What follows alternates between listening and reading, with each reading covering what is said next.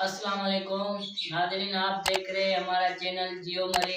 आज हम गुफ्तगू करेंगे कल के होने वाले मैच के बारे में। इंडिया पाकिस्तान का मैच है, तो हमारा सीनियर बैठा हुआ है मोतबर। हमारे साथ है सीनियर क्रिकेटर असगर अली।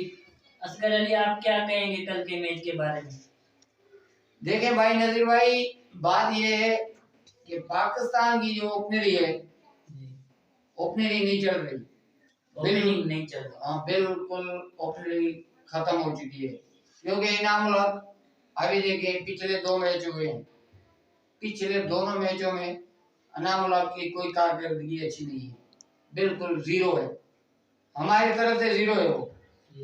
हाँ, तो अब्दुल्ला शफीक जो नया लड़का है वो अच्छा खेल रहा है। हाँ, उसको डेब्यू में बिठा के रखा हुआ था, उसको चांस दिए, उसने अच्छा खेला तो उसे चांस मिली, तो चांस दिखाई, उसे चांस मिली तो उसने अपना कारकर्दगी दिखाई। अब जो है इंडिया वाले मैच में बाबर भाई को ये चाहिए कि फकर जमा और अब्दुल्ला शफीक को ओपनरी पे छोड़े, क्योंकि ये ओपनर अच्छे साबित होंगे और वीआईपी जोड़ी है इनकी।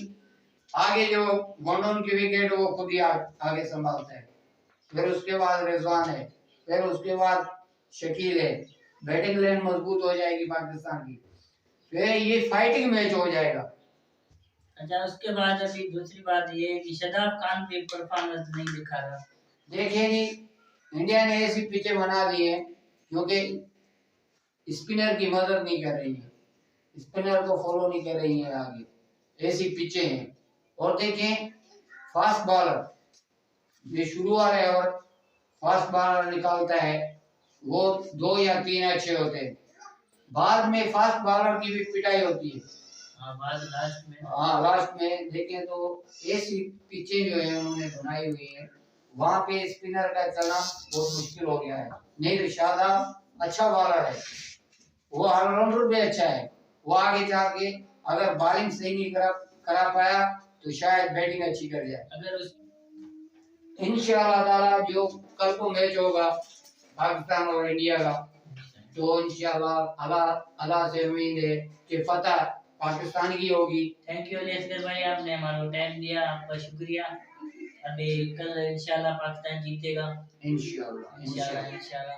तो इंशाल्लाह कल दोस्तों